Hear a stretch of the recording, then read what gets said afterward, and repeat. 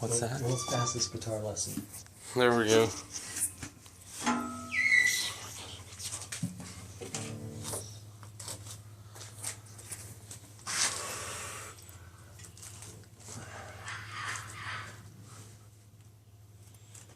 I'm ready whenever you are. Okay, here we go. This is my version of the world's fastest guitar lesson. The top string, or the bottom string, I guess as they call it, E, A, D, G, B, E. That's the tuning.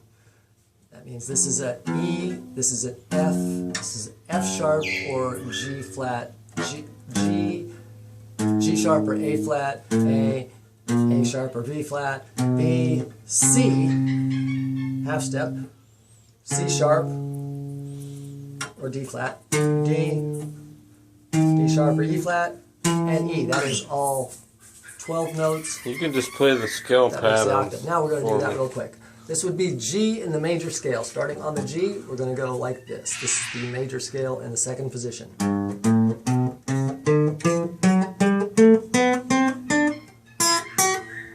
Oh, there we go, that one. And then you continue it this way, up that way, and then. Do that one more time. Okay. All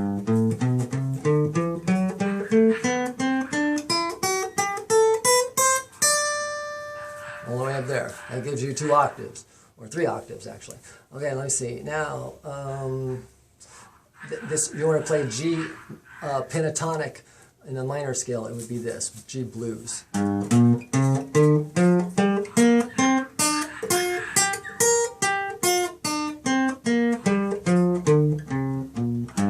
Blues, actually, that would be the minor pentatonic, but this would be the blues pentatonic, and that would be.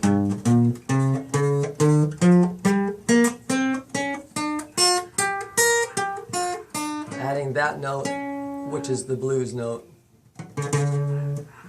That's the only other note that changes it, that makes it sound more like a blues. You can also, a lot of times you'll get that when you bend this note. That's that bluesy flavor.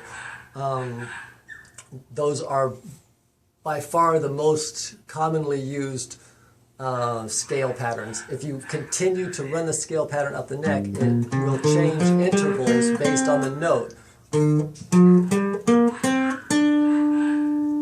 Okay, so learning the different positions up and down the neck ties them all together, creating a web that once you learn the entire web, say I'm going to do it in G.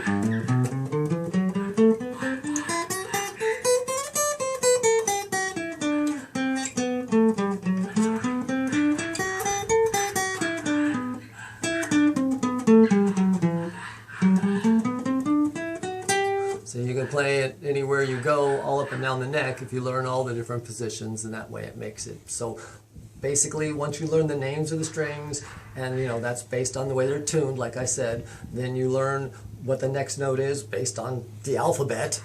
Right. And if you understand that, I understand all that stuff. The only difference between in the major scale for C, the natural is what they consider the natural major scale, which means every single note has a note that is a value with no flats or sharps. So if you can find those, and that's where the half steps come from, the F, the E to the F, and the B to the C. Yeah. Those are the only 2 half steps, but when you change the chord relationship or the key signature, then you will move those in relation to that. So if I were playing in this key, it'd be like, right? Same thing right here. It would sound like the same thing, but in a different key. And that's all you're really doing, is moving those patterns to the appropriate location to make them sound right for the chords you're playing.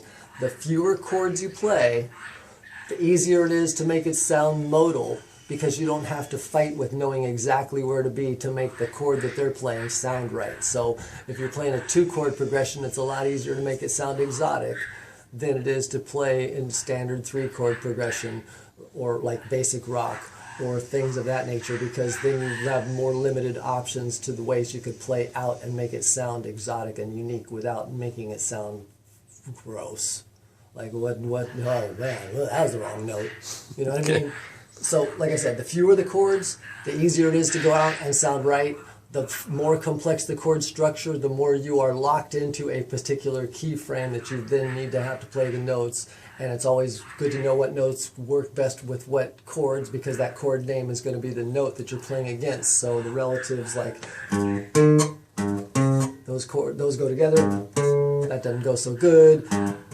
That's not as, see, some sound better than others. So finding where the tension is and where the release is, that's going to be the way to control the amount of emotion you put into the music.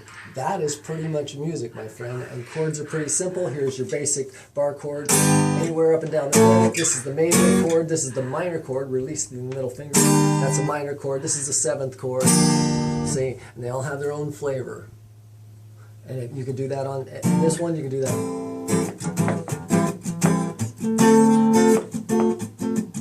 See, just knowing what notes. And when I say it's the 7, all that means is that instead of like playing, I'm